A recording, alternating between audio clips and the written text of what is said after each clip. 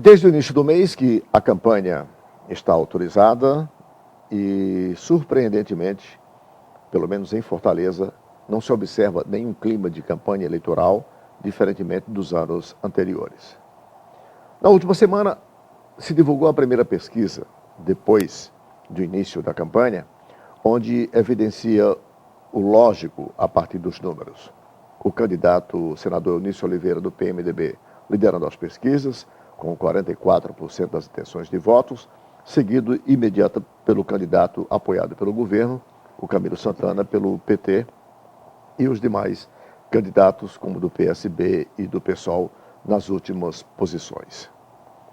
A grande expectativa agora se volta para uma disputa no Senado que repete mais ou menos a história da eleição passada. O senador Tasso Gereissati, desta vez, continua liderando as pesquisas, com 58 pontos percentuais, e Mauro Filho, que é o candidato que forma na chapa ao lado do Camilo Santana, apoiado pelo governo, tem 14% dos votos, logo em segundo lugar.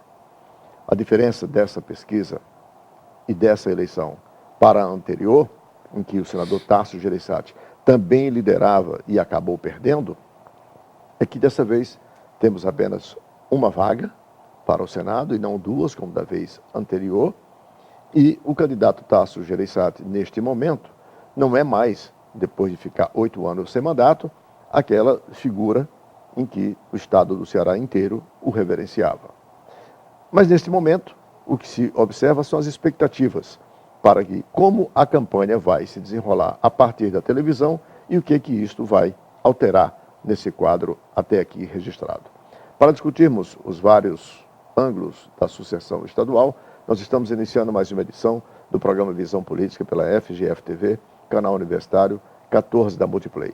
E para discutirmos os vários ângulos da sucessão estadual e federal, nós temos hoje as participações dos nossos colaboradores, os professores Roberto Martins Rodrigues, que está de volta aqui para nos ajudar, o também professor historiador político Rui Martinho Rodrigues, que também nos ajuda a fazer aqui semanalmente essas reflexões, e o sociólogo, o professor Clésio Arruda, que também integra a nossa equipe. Eu sou Arnaldo Santos, peço a você, assinante, apenas um minuto para um rápido intervalo e já voltamos.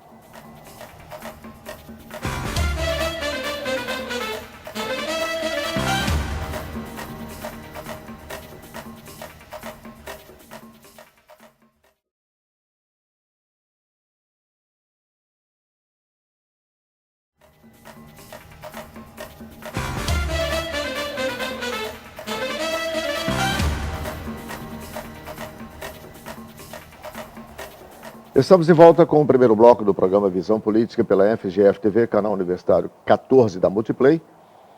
E para você, assinante que ligou agora, nós vamos discutir hoje sucessão federal e estadual.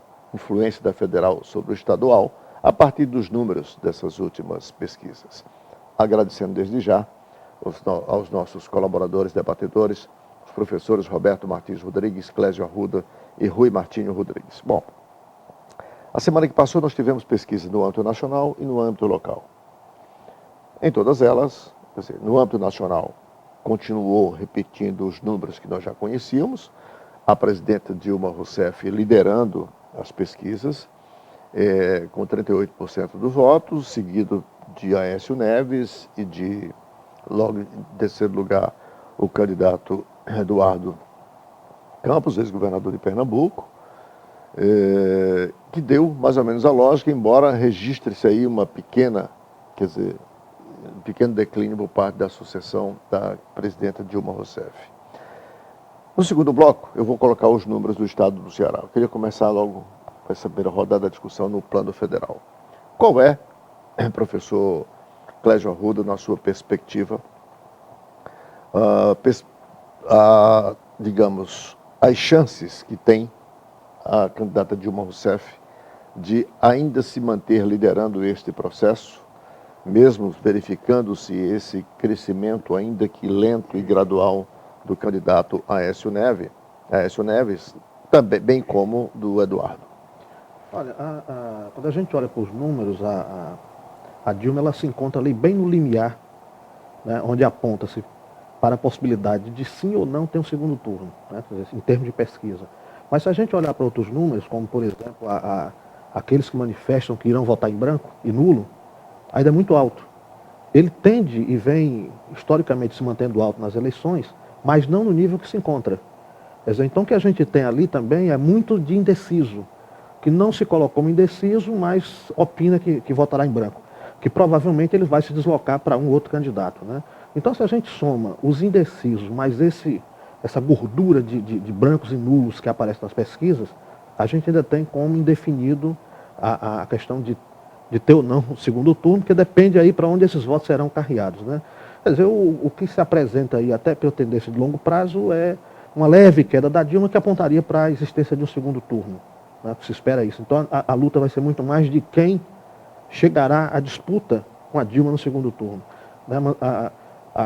De certa forma, embora tenha caído, mas faltando aí 3 meses, né, praticamente, e estando à frente do governo, disputando o seu segundo mandato, quer dizer, a expectativa de que ela permaneça à frente, né, e aí a questão é apostar qual é essa margem de vantagem que ela vai ter diante dos outros candidatos. Registra-se que o percentual dela, embora apresentando esse ligeiro declínio para um também ligeiro crescimento das oposições, ainda é superior, o percentual dela, a todos os demais somados, né, com uma diferença ainda de 4 pontos percentuais. Roberto Martins Rodrigues, claro que a televisão historicamente tem exercido um papel muito significativo na mudança desses quadros nas eleições. E dessa vez, esse papel poderá ser ainda mais impactante na medida que a presidente Dilma ela terá, com as coligações, 11 minutos. A Aécio Neves não chegará a mais do que 6, tá? Mais ou menos com a metade. E o Eduardo Campos só tem 1 minuto e alguns segundos, o que dá a ele uma diferença, quer dizer, quase que nenhuma, né, para poder, uma condição quase que nula para poder se colocar numa disputa como essa. Qual é para você, na tua percepção, a possibilidade desse quadro mudar e mudar favoravelmente para quem está no poder, para quem tem mais tempo na televisão, quando começar o horário eleitoral, em 19 de agosto, se não me falha a memória? Eu acho que eu não sou versado em negócio de pesquisa, estudo de pesquisa, porque mesmo sem querer, quem analisa tem suas preferências, tem suas inclinações políticas, empáticas. Então é muito difícil, mas de qualquer sorte, a gente tem que ver que a queda da Dilma foi de 1 ponto. 1 ponto está dentro da margem de erro, né? Então não é essa queda.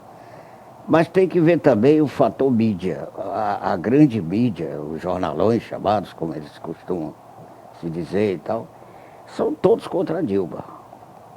E exploram esse cenário econômico, que é o que dizem os entendidos, tende a piorar, enquanto que o Lula defende dizendo que é um reflexo da crise mundial, que continua muito forte e pode melhorar. Agora, há um fator em favor da Dilma, há 2 fatores que eu entendo que existem. Não em fim de pesquisa, mas de realidade, com as pessoas com quem eu converso, que evidentemente não são a chamada elite econômica, nada. Um é a presença maciça e, sem dúvida alguma, importante do Lula na campanha. Ninguém pode obscurecer isso, nem fingir que não vai ser importante.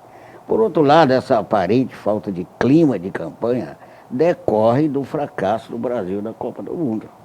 A pessoa ainda está conversando muito sobre Copa do Mundo, os jornais ainda falam muito, crônicas e mais artigos e entrevistas ainda da revolução que deve haver no futebol brasileiro, e a CBF dá uma prova do seu desejo de renovar com esse Dunga, né? Que é Renovado. de recriar uma seleção que lembre os tempos mais longínquos e tal. Mas, de qualquer forma, eu acho que o quadro ainda é indefinido, mas eu entendo, sem nenhuma empatia por A nem por B, que o candidato Aécio Neves, ele não entusiasma. Não despertou ainda grande entusiasmo. Pode ainda ocorrer. Por isso eu digo que o segundo turno é uma incógnita. Esse negócio de dizer que não vai ter segundo turno é muito prematuro a gente afirmar uma coisa dessa. Pode haver. Eu acho que a tendência é não haver, mas não posso dizer que não vai haver. Se bem que na semana que passou, O Aécio Neves foi surpreendido com uma denúncia feita pelo Essa eu jornal acho. Folha de São Paulo sobre a construção de um aeroporto no valor de 14 milhões de reais em terras de uma fazenda de um tio seu, né? Que agora o Tribunal de Contas já está em cima, verificando, o Ministério Público também. E parafraseando aqui o Hélio Gaspari, as justificativas dadas pelo candidato Aécio Neves ainda não decolaram. Já que estamos E o Hélio falando Gaspari é insuspeito. de aeroporto. É insuspeito, pois é. Professor Rui, nós estamos diante do fenômeno, mais uma vez, para manter a tradição da política brasileira, da bipolarização entre PT e PSDB, que são os atuais, mas revivendo PSD e o DN, revivendo PDS, PMDB. Aparentemente, parece estar havendo uma polarização. Fazer futurologia é uma coisa ingrata, né? Eu acho que a história é muito imprevisível. A gente pode até acertar, porque a gente pode acertar, inclusive, na loteria. As pesquisas indicam uma realidade momentânea. Se a eleição fosse hoje, o resultado seria esse. Isso se a amostra for bem selecionada, for representativa, né? Porque as pesquisas trabalham com amostra. Mas considerando que esses institutos sabem fazer pesquisa, que as amostras sejam bem representativas, o quadro é esse que já foi exposto aqui e tem sido noticiado amplamente. A comparação que eu faço, aliás, antes disso eu quero dizer que o quadro, a imprevisibilidade se torna maior ainda em face da possível repercussão das denúncias recíprocas. Porque bala na agulha todo mundo tem contra todo mundo. Denúncia é o que não falta, principalmente para quem está no governo, né? Porque quem está no governo está envolvido em mais negócios. Agora, com relação às perspectivas, se a gente não olhar muito para as pesquisas e olhar comparativamente com o quadro da eleição passada e dessa, já que estamos olhando, sobretudo para a eleição da presidente, né? Porque é quem é a figura segura no segundo turno e com a possibilidade de vencer no primeiro turno. Então é quem centraliza as atenções de uma análise. Na eleição de 2010, a presidente tinha um índice de rejeição muito menor. Muito menor. Muito menor. Agora ela tem um índice de rejeição maior. Na eleição de 2010, ela estava se batendo com o Serra, que é um candidato que comunica mal, que projeta uma certa antipatia. É naturalmente antipático. Não sei se pessoalmente não seria antipático, mas a imagem pública dele projeta uma certa antipatia e que andou escorregando em algumas ocasiões e que dividia o partido e a base dele, a base aliada dele. Agora ela se debate com um candidato que, sem entrar no mérito ou no demérito do opositor, que até agora se caracteriza como a pessoa que iria para um segundo turno com ela, que é o ex-governador e senador Aécio Neves, que se comunica melhor do que o Serra e que projeta uma imagem muito mais simpática do que o Serra. E que traz Minas. E geralmente Minas Gerais é muito representativa do Brasil, porque tem o norte de Minas Gerais, que é um nordeste, tem a zona da mata, o sul de Minas Gerais, que é quase um São Paulo, tem o oeste de Minas Gerais, que é o Brasil central. Minas é muito representativa. E, em geral, quem ganha uma eleição em Minas ganha no Brasil.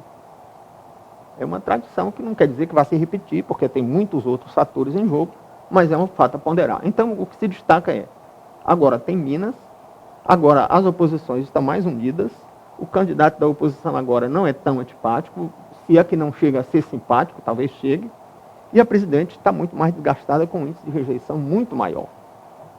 E a economia já não vai tão bem como 2010. Em 2010, doparam a economia brasileira para ganhar a eleição.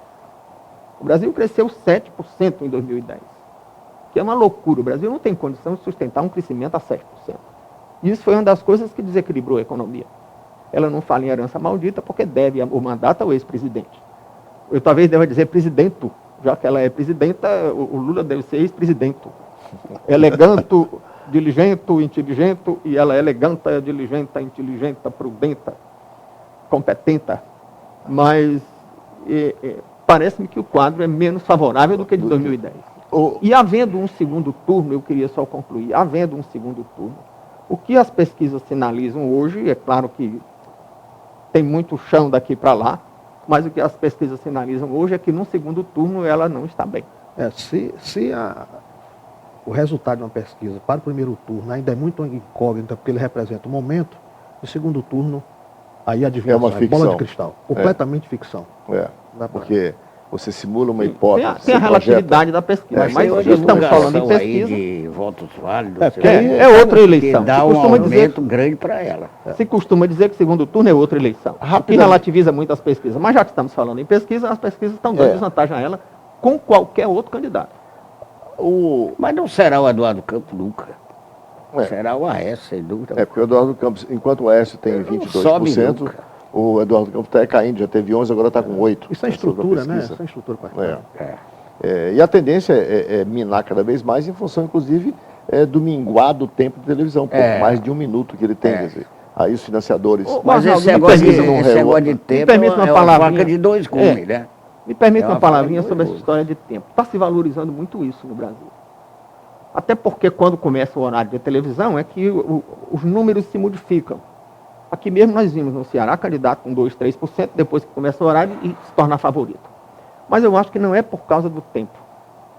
Porque essa mudança das intenções de voto que as pesquisas detectam ao longo da propaganda eleitoral, elas coincidem também com o deslanchar da campanha em outras dimensões. É verdade. Soltam os cabos eleitorais, soltam dinheiro, começam a pagar enterro, começam a pagar conta de luz. O conteúdo do que é dito no programa também. Não se pode negar que para quem está no poder, o tempo de televisão ele é determinante para que tenha tempo de mostrar o feito. que se fez, o feito. E esse feito, quando verdade. Chega na cabeça do eleitor, válido por isso. Há uma decodificação historicamente positiva quando este governante tem o que mostrar. É o caso, por exemplo, da presidente Dilma Rousseff. Então, em alguns outros casos, quem não está no poder, ter tempo demais até não é muito bom, porque ele acaba tendo dificuldade em preencher tanto o espaço. Mas para quem está no poder, esse tempo ele é absolutamente favorável, não tem a menor dúvida. Como também é um tempo para as denúncias e para os debates. Né? Eu vou fazer o nosso primeiro intervalo e quando voltarmos nessa mesma perspectiva, a gente vai colocar os números do estado do Ceará. Esse sim, nesse momento, para que a gente possa fazer uma reflexão sobre perspectivas, obviamente, da Associação Estadual, porque na semana que passou, também, os números apresentados, mais uma vez, foram números amplamente favoráveis ao senador Eunício Oliveira. Um instante só e a gente volta.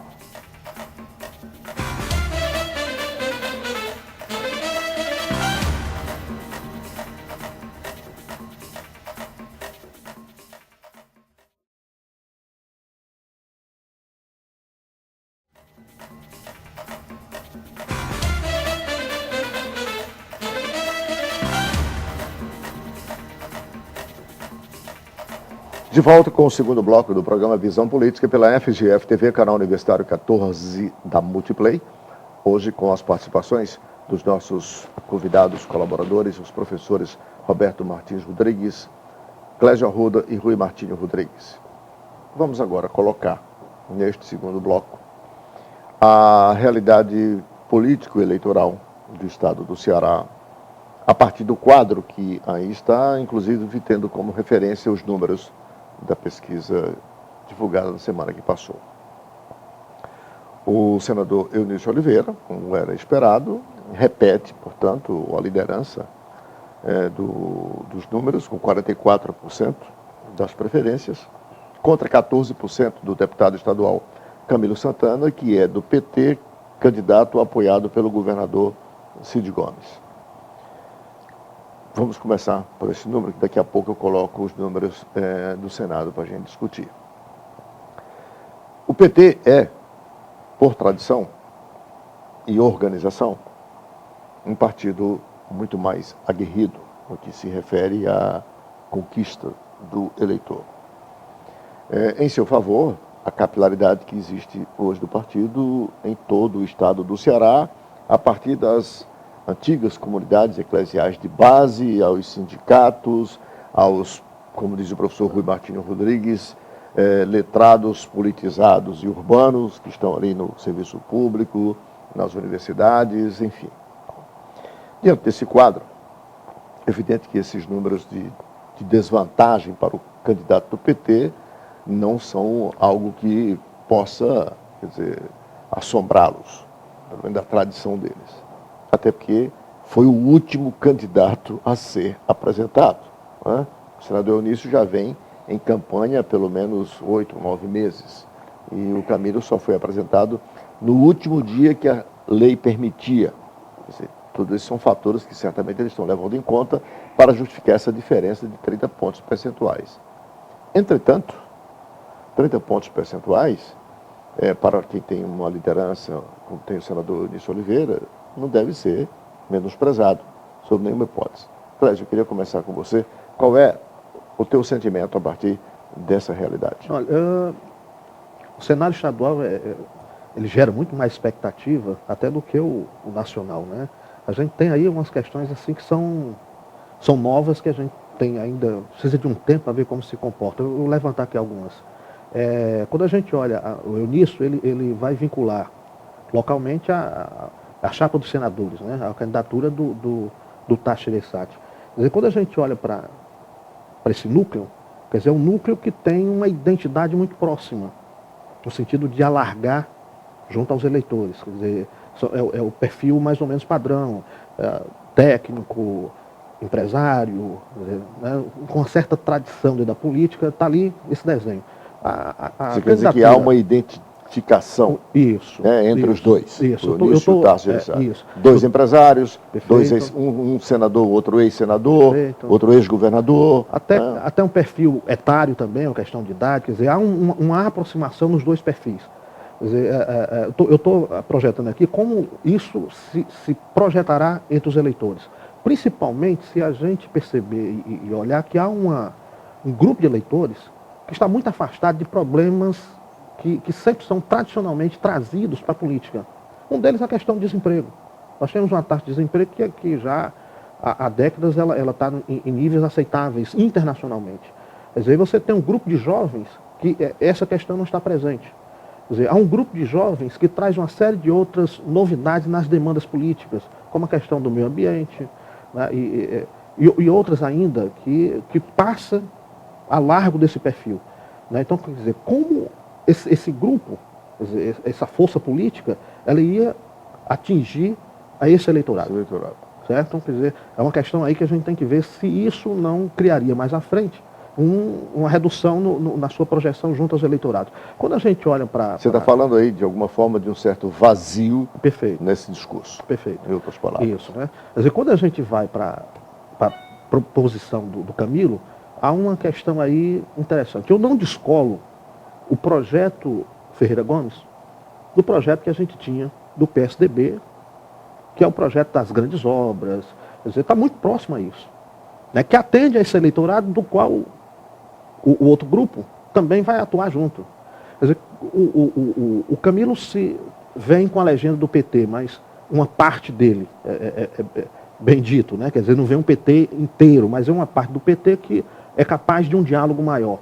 Quer dizer, como é que essa composição ela vai se apresentar para o eleitor? Quer dizer, ela vai afastar parte do eleitor tradicional do PT, que o acompanha desde da década de 80, quer dizer, ou mantém. Será capaz de essa conjunção trazer os eleitores novos que estão aí meio soltos, né, dado inclusive que a Marina não viabilizou seu partido, e é esses eleitores órfãos das últimas eleições da Marina, com a qual eu acho que o nosso cenário ainda não parece perceber que é um grupo importante e que decide politicamente.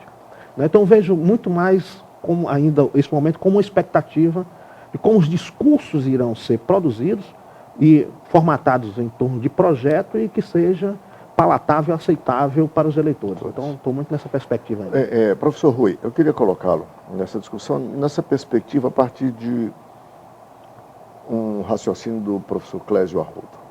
O professor Clésio, de forma aligeirada, deixou claro aqui que percebe uma certa ausência de conteúdo no discurso do candidato que lidera hoje as pesquisas, no caso do senador Eunício, com o ex-senador Tasso Gereissati.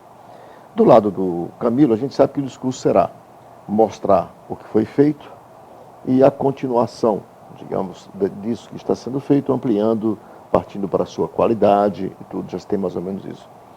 Realmente, são 9 meses de campanha, se considerarmos, quando o senador Eunício Oliveira começou a construir a sua campanha, e a gente não conhece assim uma ideia força, né?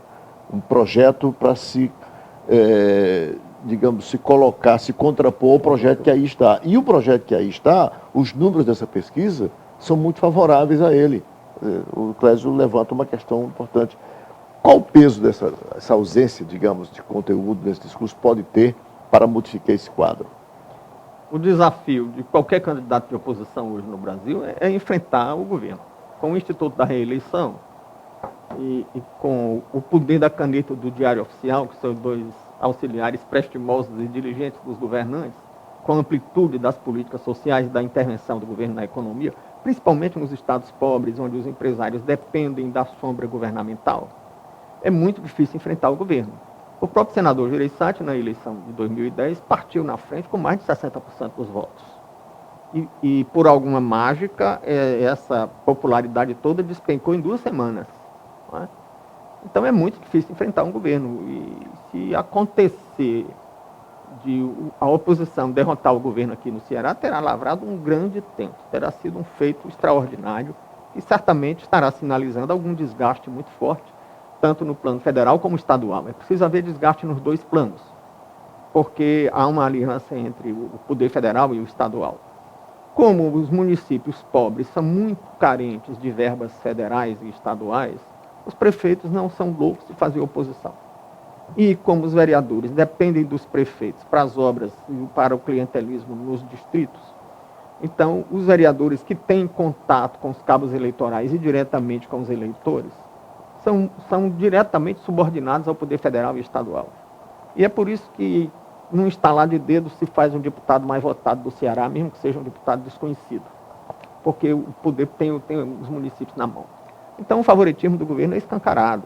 Essa pesquisa que dá vantagem ao senador Eunício, com todo o respeito pelo senador, é real, é verdadeira, eu não estou desmentindo ela, não. É um senador que está posto, a candidatura dele está posta há meses.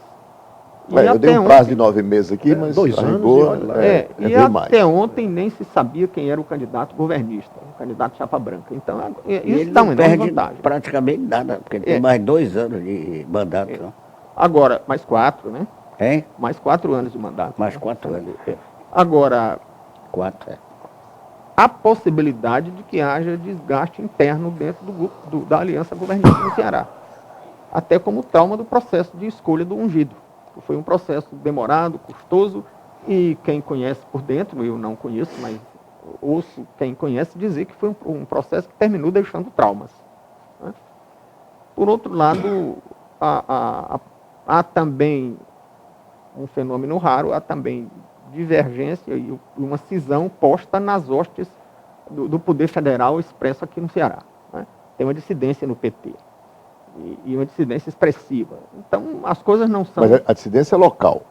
É na capital, que é na capital. Principalmente na capital, que é um grande colégio eleitoral. Né? E no interior, o senador tem condição de arrebanhar alguns votos. Né?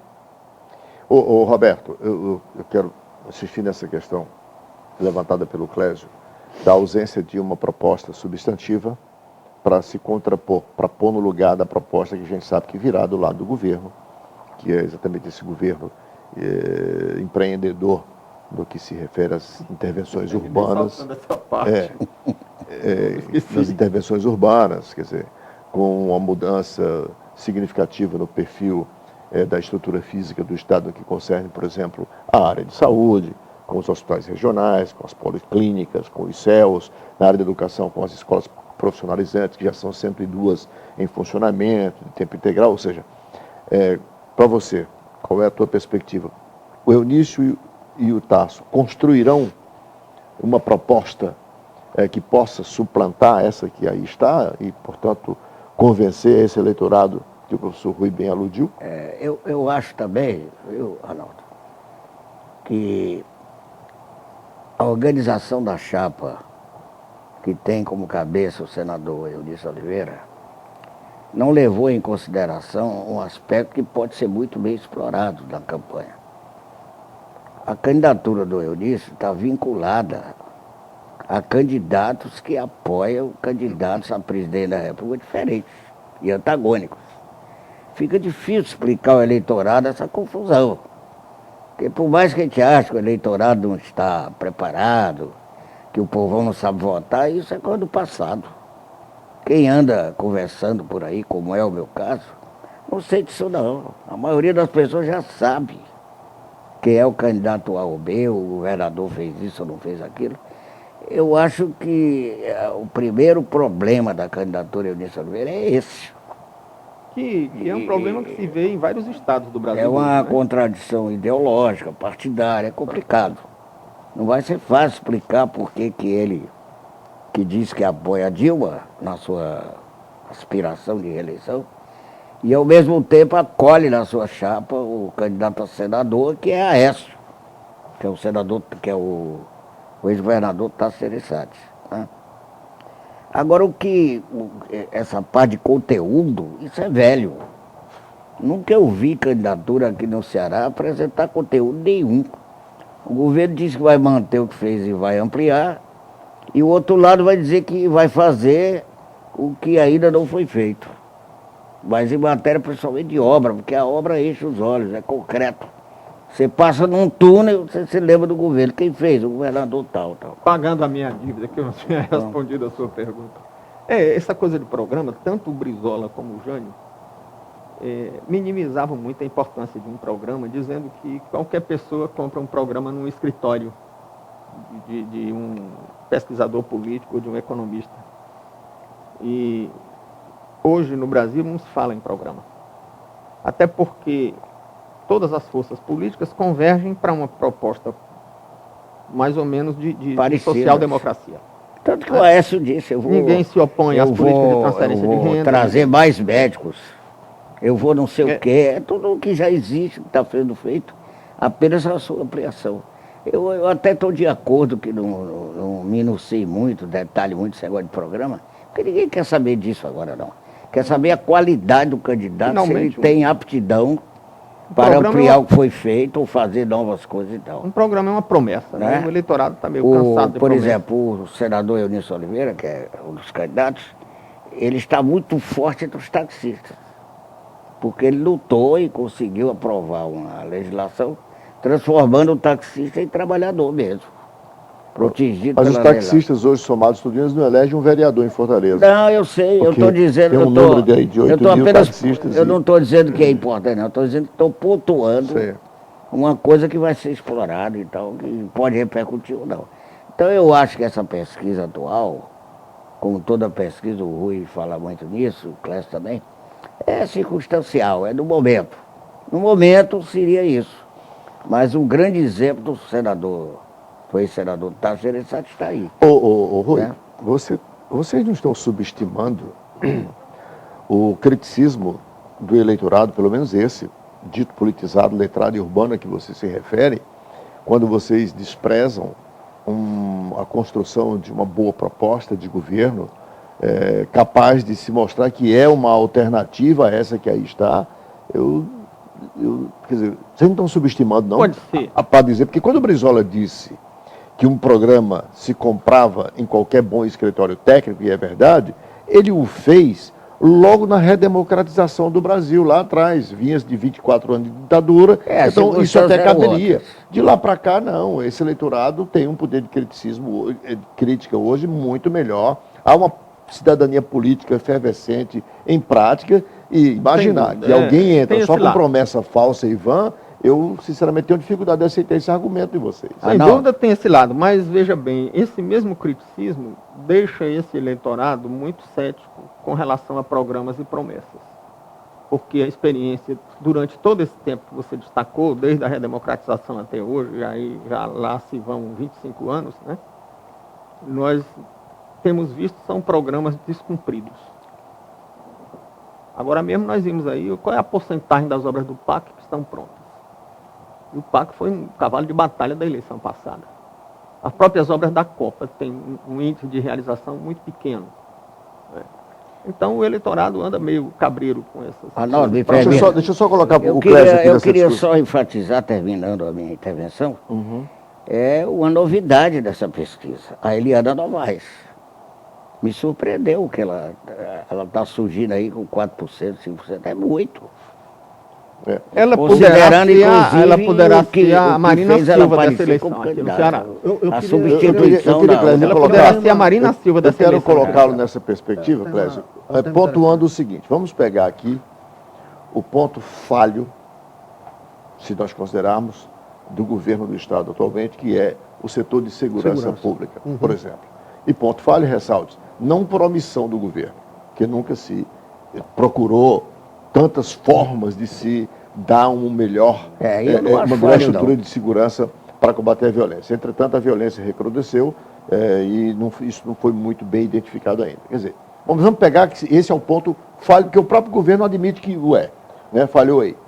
Quer dizer, alguém precisa de oposição vir com uma proposta que efetivamente nos convença que, Isso uma aí eu vez concordo. em execução, vai combater os índices de violência que nós temos hoje no estado do Ceará inteiro. Quer dizer, então eu não posso subestimar de jeito nenhum um programa, uma boa proposta. Não, por mais que seja apenas uma promessa. Se nós pensarmos que eu vou poder também tirar toda a questão da paixão, é ilusão. Quer dizer, a política, ela move paixões, ela move emoções, então não dá para você fazer política com um discurso eminentemente técnico, não vai ter um resultado positivo. Né? Quer dizer, como dosar esse discurso, até porque hoje a gente tem um número maior de pessoas com escolaridade mais elevada, de nível superior. Quer dizer, há mais pessoas hoje do que na década de 80 envolvidos com os problemas reais, em termos de volume de pessoas que se deslocam porque utilizam transporte urbano. Quer dizer, todas essas questões, elas são vivenciadas. Né? Tá ali no dia a dia. E há uma faixa do eleitorado que tem um peso enorme e que discute a política nessa perspectiva. Quer dizer, esse plano tem consistência, não tem? A gente não pode negar, por exemplo, que a eleição do atual governador, lá atrás, na primeira campanha, ela foi muito calcada em cima de um projeto de segurança. E um projeto de segurança que tinha uma ideia de começo, meio e fim. Discordo aqui do Rui, por exemplo, quando ele disse, bom, está meio desacreditado porque não se executa. Quer dizer, se lança o projeto, se parte. Se a gente pensar, por exemplo, a questão das obras com relação à Copa, algumas delas não foram feitas, mas o que se falou que iria se fazer, se fez. Bom, a questão é, qual o percentual de execução? Aí é outra discussão. Qual a qualidade da execução? Qual o aproveitamento daquilo que vai se ter? É uma outra discussão, mas que isso foi feito, foi. Eu citei a segurança porque eu sinto, como eleitor, como cidadão, eu esperava que a chapa de oposição, até pelo tempo que está aí, já tivesse nos apresentado uma alternativa, já que diz que essa é tão ruim, e o resultado é ruim do que está aí. Quer dizer, então o que é que virá no lugar? O que é que tem para se E pôr não se conhece nem isto. Imagine para os outros setores. É por isso que eu acho que essa ausência de conteúdo é um problema. O eleitorado está enjoado de generalidades. É um problema que tem. Pois é, não estou falando de mas generalidade, estou falando de proposta Isso consistência. Uma Esse ideia. ônus aí recai sobre todos os candidatos. Também o candidato governista precisa dizer o que é que vai fazer. Vamos ser bem claros. Como é que a gente vai melhorar a saúde? A alternativa que foi posta aí foi trazer médicos do exterior. Como é que a gente vai melhorar no curto prazo? Como é que a gente vai trazer os médicos? Isso tem que ser respondido. Bom, eu vou fazer mais um intervalo e quando voltarmos nós vamos sequenciar essa discussão na perspectiva dos dois candidatos ao Senado que estão aí, digamos, em primeiro e segundo lugar, Tasso Gereissati e Mauro Filho. Um instante só e a gente volta.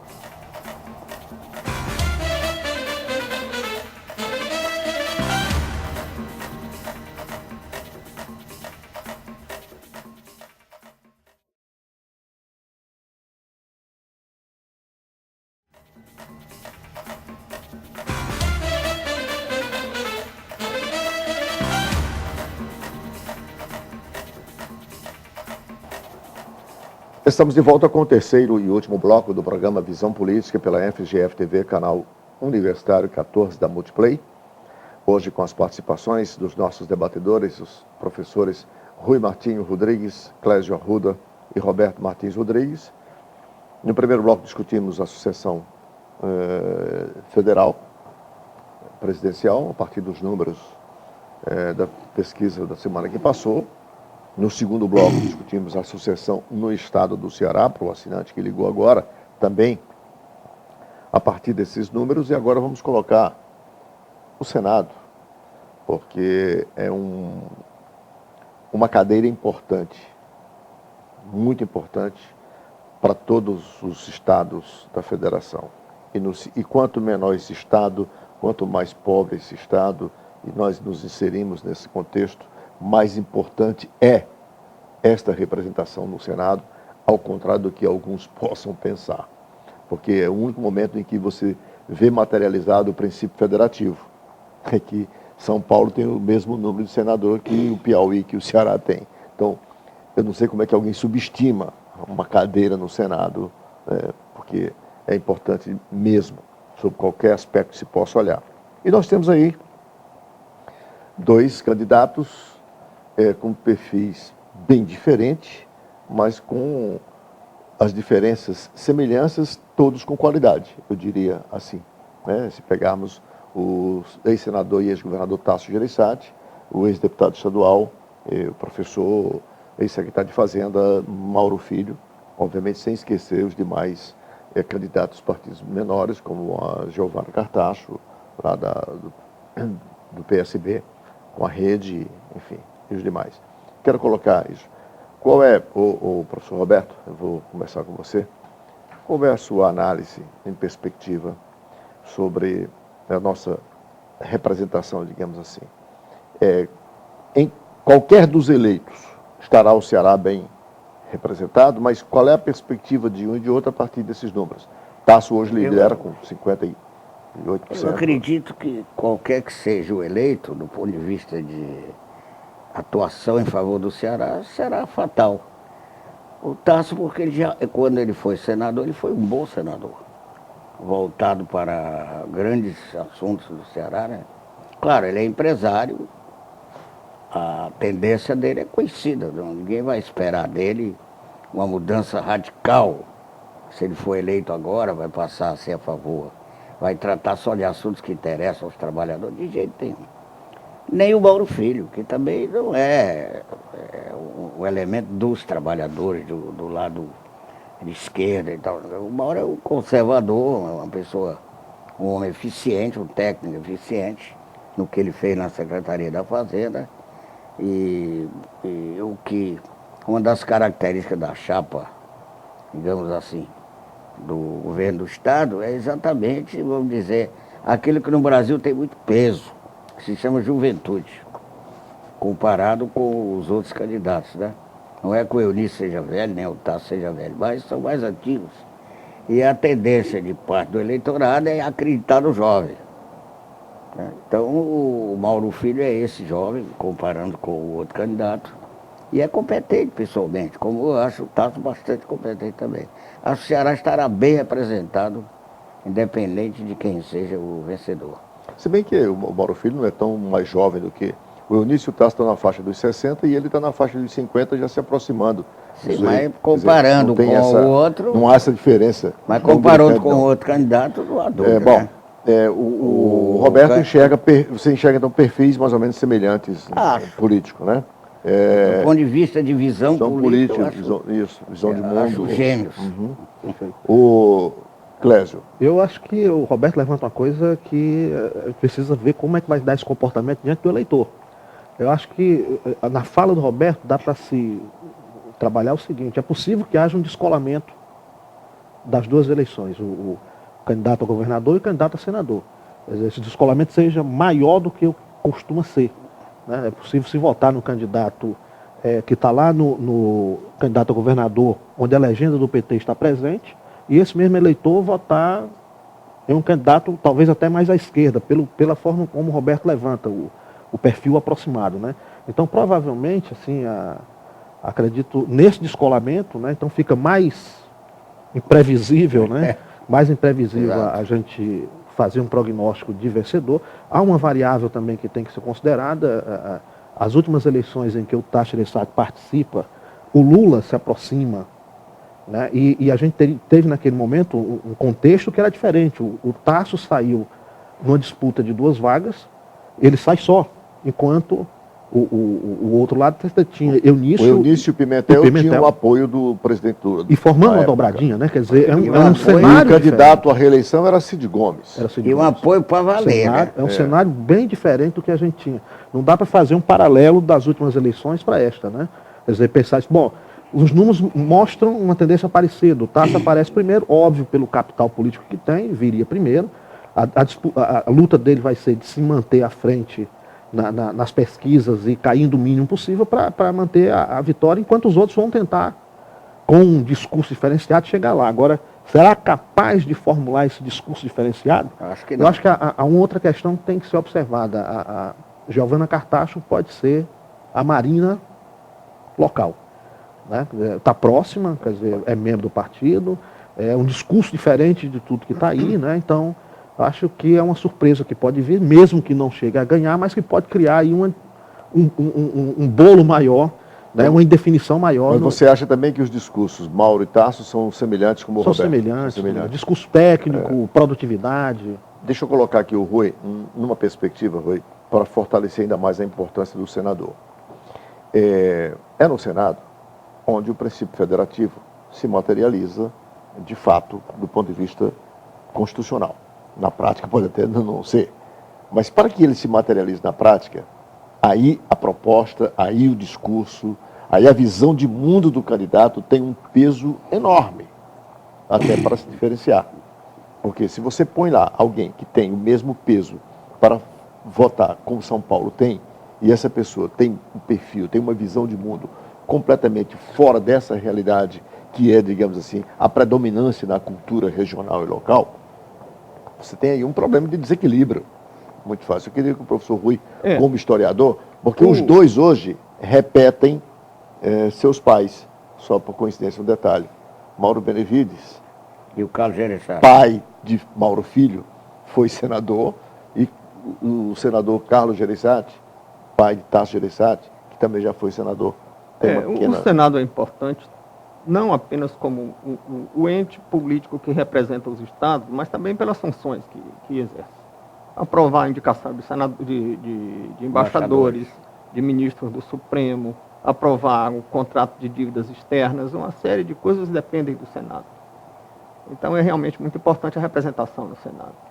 E independentemente do mérito dos candidatos, o desempenho de um senador, como também de um deputado federal, mas mais agudamente de um senador, porque o Senado é um palco menor e fica mais visível. Fica mais visível, né? Fica mais visível se um senador consegue se movimentar ou não consegue se movimentar. Eu digo consegue, porque não é tanto a questão de capacidade. A gente vê muitas vezes, aqui mesmo nós temos deputados que chegaram na Câmara Federal e sumiram. Porque depende de relações e vínculos, seja com o comitê de imprensa, seja com as cúpulas partidárias. Eu não sei e como... seja também dependendo da disposição de trabalho que ele tenha. Mas admitindo que tenham disposição de trabalho, porque, digamos, um deputado que aqui na Assembleia brilhava, chega na Câmara Federal e desaparece com a mesma disposição de trabalho que tinha aqui na Assembleia. E às vezes percebe isso e quer voltar, porque percebe que lá as portas estão fechadas. A organização é outra também, né? Então, o senador Gereissati mostrou que sabe navegar no labirinto de relações e conchavos, porque a política é feita mesmo de conchavos no Senado. Não sei se o candidato Mauro Filho teria essa habilidade. O pai poderá orientá-lo nisso. O pai tem. Que é um homem muito hábil. Que é um homem muito hábil nesse campo. Né? Tanto é tão hábil que foi presidente do Senado. E presidiu os momentos mais importantes. Da história política brasileira, quando do impeachment. Agora, com relação à eleição, me parece que o candidato Mauro Filho vai crescer muito. Como cresceram os candidatos que tinham uma intenção de voto inexpressiva para o município de Fortaleza, tinham 2%, 3% e terminaram disputando o segundo turno. Agora, Senado não tem segundo turno. Isso faz uma diferença enorme. Embora seja uma eleição majoritária, mas não tem segundo turno. Mas eu penso que a perspectiva do senador Gereissati, a gente chama senador quem já foi senador, né? Não é muito diferente da eleição de 2010. Ele tinha uma pontuação muito alta e por que morreu na praia? Morreu na praia porque faltou dinheiro para a campanha. Isso é um segredo do Polichinelo que todo mundo sabe. Dessa vez... de acordo com as informações que eu tenho, ele vai entrar para valer. Bom, se houver financiamento de campanha, o quadro muda. Até porque Se não faltar dinheiro para financiar, para ajudar o Aécio. se não faltar dinheiro para financiar a campanha, então o quadro muda e ele é um candidato muito pesado. Agora, nos bastidores, se verifica uma disputa muito grande, e aí tem um problema a ser resolvido. Enquanto da eleição passada, o presidente Lula veio aqui e pegou no braço de Pimentel, pegou no braço de Eunício, e disse: quem é Eunício é Lula, quem é Pimentel também é Lula. Enfim, fez aquele trocadilho. Quem vota em um, vota Dessa no vez outro. ele não Quem vem. vota num, vota no outro. Dessa vez, tem um problema político pelo fato de que o senador Eunício Oliveira, o PMDB é aliado nacional, Tem o candidato a vice-presidente, né? e o senador Eunício Oliveira está trabalhando para que nem Lula e nem Dilma venha ao estado do Ceará. Isso em relação ao governo. Em relação ao Senado, o presidente Lula está absolutamente livre para vir ao Ceará e apoiar o senador. Mas Agora, vir dificilmente- apoiar o senador e não apoiar o governador, Fica como é que fica? Como é que Complica. faz? É por isso que eu disse que o problema com o fato do Eunício ter feito uma chapa excessivamente eclética vai trazer complicações. Além disso, é preciso notar que a capacidade de transferência de voto do Lula pode não ser a mesma de 2010. Não, certamente não será a mesma, mas será muito grande ainda. Mas será grande, E- será grande. E também não sei se foi bem avaliada, porque a gente não sabe o quanto a votação dos candidatos que ele apoiou se deveram ao apoio dele ou se deveram ao financiamento de campanha. Não, mas em grande parte é o apoio dele. E a- Não e há a- dúvida, não. E a exuberante dúvida. técnica de marketing que foi utilizada nas campanhas. Bom, É, um conjunto de fatores. essa foi só a primeira rodada de discussão, como foi a primeira rodada também de pesquisa a partir do dia 6, quando a legislação permitiu que os candidatos fossem às ruas. Nós, evidentemente, temos o dever e a obrigação de ficarmos atentos e acompanhar para e passo todas essas discussões. Vamos voltar aqui, certamente, durante todo o processo, para discutirmos e para colocarmos outras visões sobre outras questões que vão surgir. Eu quero agradecer imensamente ao professor Roberto Martins Rodrigues, ao professor Clésio Arruda e ao professor Rui Martinho. Agradecer em especial a você, assinante, que esteve conosco, e convidá-lo para um próximo Visão Política. Muito obrigado e até lá.